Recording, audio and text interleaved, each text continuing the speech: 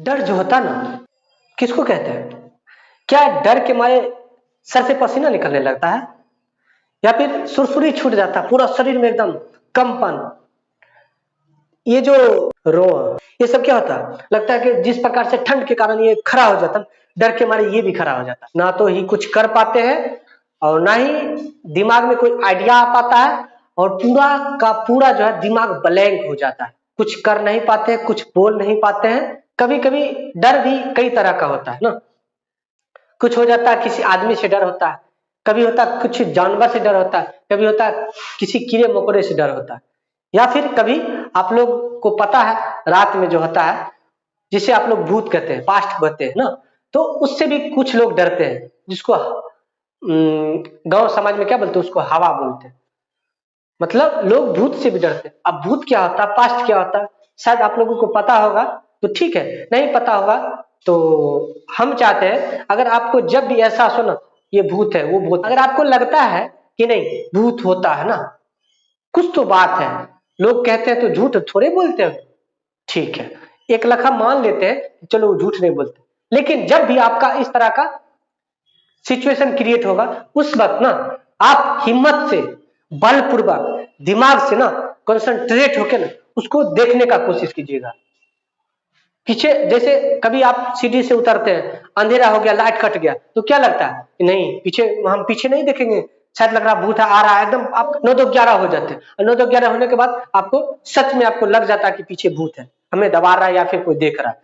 तो अगर उस वक्त इस तरह का सिचुएशन है आपके लाइफ में, कभी भी आए, कभी भी आपको सामना करने का मौका मिले, तो उस वक्त आप ना हिम्मत से ना बलपूर्वक देखिएगा, पीछे पलट के, और आंख बंद मत कीजिएगा, और देखिएगा, सामना कीजिएगा, आपको पता चलेगा कुछ भी नहीं आपके पीछे, बस सिर्फ और सिर्फ आपका वहम है, ना कि भूत है कोई। तो इस तरह से भूत को देख सकते हैं, जो कि है ही नहीं, और जब है ही नहीं आपको कुछ मिलेगा नहीं, अंधेरा के अलावा कुछ नहीं मिलेगा। लोग अंधेरा से डरता है और उसको भूत का नाम दे देते हैं। ये मत कहिएगा कि भूत होता ही नहीं।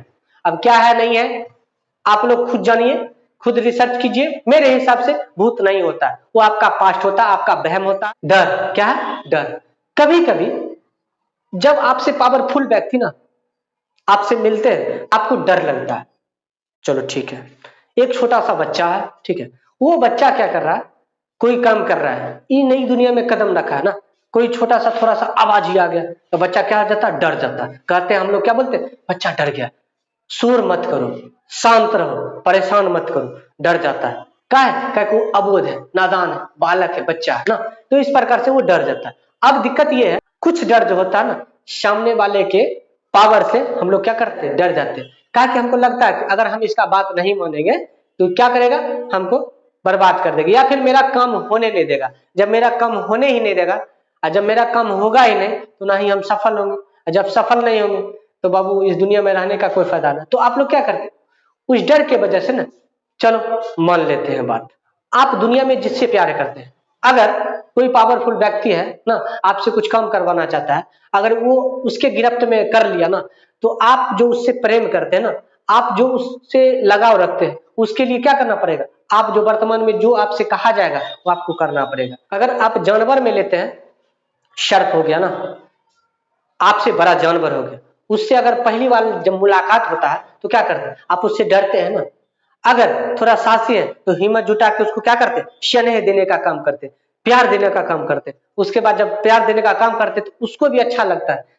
ये जरूरी नहीं है कि एक इंसान ही प्रेम समझ सकता है, जानवर भी प्रेम समझ सकता है। अगर आप उसका हेल्प कीजिएगा, टाइम टेबल खाना दीजिएगा ना, और उसको सर पे सहलाइएगा ना, और उसके साथ रहिएगा, उससे बात कीजिएगा, भले वो समझे या ना समझे, पर आप तो समझ रहे हैं ना, तो कहीं ना कहीं वो भी आपका वो प्रेम समझता है, और उसके बाद वो केयर करेगा आपसे। भले ही पावरफुल जानवर हो, फिर भी क्या करेगा, वो जो है आपके साथ हंसेगा, खेलेगा, मतलब एक तरह से खेलता है। कुछ जानवर है जो खेलता है। सर्प को देख लो, सर्प का मतलब क्या, एक तरह का डर, जो ही देखते हैं तो डर जाते हैं, अरे काट लेगा तो मर जाएंगे।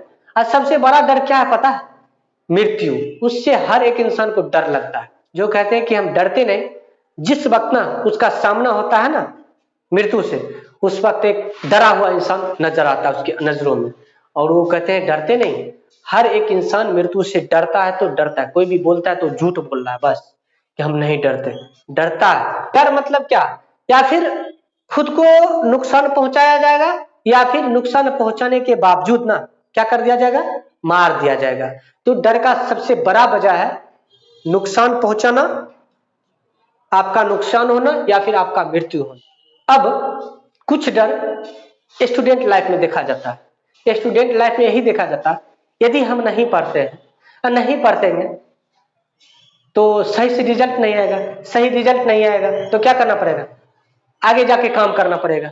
तो इससे अच्छा है थोड़ा ढंग का रिजल्ट लाया जाए, गार्जियन को खुश किया जाए, उसके बाद आगे जो होगा देख लेंगे। स्टूडेंट को एग्जाम का भय होगा क्या, और किसी माँ बाप को अपने बच्चे के फ्यूचर का डर होगा। जो नेता लीडर है उनको कि यदि चुनाव हार जाएंगे तो क्या आ जाएगा, 5 साल फिर से झेलना पड़ेगा वही सब, अगर जीत गया तो बल्ले बल्ले।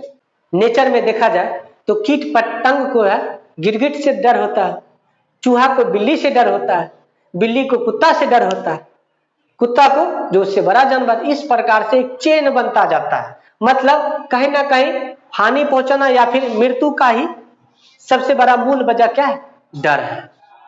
प्रेमी और प्रेमिका में अगर देखा जाए तो एक प्रेमी को डर होता है कि शायद मेरी प्रेमिका मुझसे शादी ना करके किसी और से शादी कर ले, इस चीज का भी उसे डर होता है। उसके बाद अगर प्रेमी और प्रेमिका में ना, प्रेमिकाओं को डर होता है कि शायद ये क्या करेगा, किसी और से शादी कर लेगा, हमें छोड़ देगा, उस चीज का भी छोड़ने का भी डर होता है एक तरह से। तो कहीं ना कहीं वो नुकसान के सेंस में आ जाता है। कभी कभी नुकसान के साथ साथ ना किसी चीज के धोखे का डर होता है कि इस पर हम हेल्प कर रहे हैं, इसको हम सहायता कर रहे हैं ना, इस पर हम विश्वास कर रहे हैं, ये कहीं ना कहीं हमें विश्वासघात ना कर दे, जिसके वजह से भी डर उत्पन्न होता है।